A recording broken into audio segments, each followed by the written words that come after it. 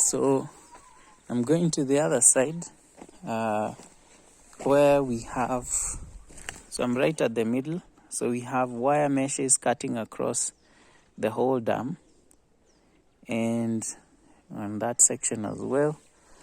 And it is very important that the dam has an exit point for the overflow.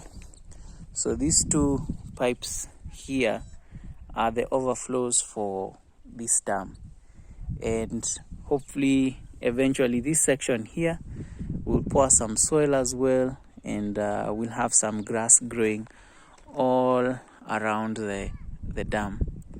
And it is to ensure that the soil does not also just run off. And you can see there's different edges that are holding onto the wire mesh from both ends.